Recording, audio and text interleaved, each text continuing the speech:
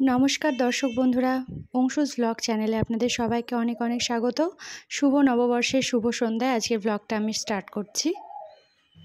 Blog করার কোনো সময় খুঁজে পাই না, কখন করব এত কাজের চাপ, কিন্তু তাও মনে হলো যে না, ব্লগটা বানাই।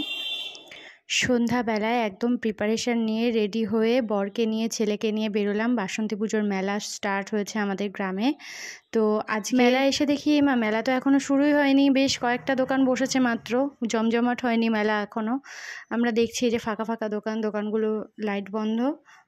ছোটোবেলায় বাবার হাত ধরে যখন পয়লা বৈশাখে হালখাতা করতে বেরোতাম, তখনকার দিনগুলোর কথা ভীষণ মনে পড়ছিল। আজকে অংশুমানকে নিয়ে আমরা হালখাতা করতে বেরিয়েছি সন্ধ্যাবেলায়।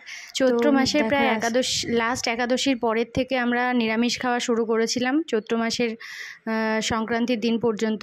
কিন্তু আজকে পয়লা বৈশাখ রবিবার পড়লেও ভীষণ মজা যে আমরা আজকে মাংস ভাত খাবো বাড়িতে, ভীষণ মজা। তোমরা বিশ্বাস করবে না যে আমাদের সাথে অংশুমানও কিন্তু একটু আমিষ ছোঁয়নি এই কটা দিন।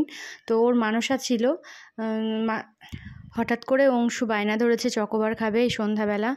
তোমরা বিশ্বাস করবে না, আজকে এই চকোবারটা যদি দিই তাহলে মোট 4খানা আইসক্রিম ওর আজকে খাওয়া হবে। আজকে পয়লা বৈশাখ উপলক্ষে বছরের প্রথম দিন ওর যা বায়না পূরণ করছি, কালকের থেকে ওকে দেখা হবে।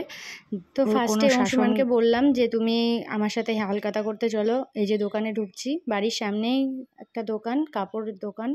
হালখাতা করা হয়ে যাওয়ার পর অংশুমানের দাদু হালখাতা করেছিল, সেখান থেকে একটা প্যাকেট ওকে দেওয়া হয়েছে। ও খাচ্ছিল, খেতে খেতে এই যে ফেলে দেওয়া হবে ওটা পড়ে গেছিলো। তো এখন অংশুমান আমার সাথে দোকানে যাচ্ছি আমরা। এই যে দোকানে আইসক্রিম বায়না করছে, 50 টাকা দামের চকোবার খাবে। ওর কত শখ করেছে প্রথমবার 50 টাকা দামের চকোবার, কিন্তু ওকে কিনে দিইনি। ওকে যাই হোক 10 টাকা দামের একটা চকোবার কিনে দিলাম। তো চকোবারটা পেয়ে মোটামুটিও খুশি আছে, দুঃখ পাইনি। তো বন্ধুরা, আজকের ভিডিওটা এইটুকুনি। ভালো লাগলে লাইক করবে, কমেন্ট করবে, শেয়ার করবে এবং সাবস্ক্রাইব অবশ্যই করবে। ধন্যবাদ।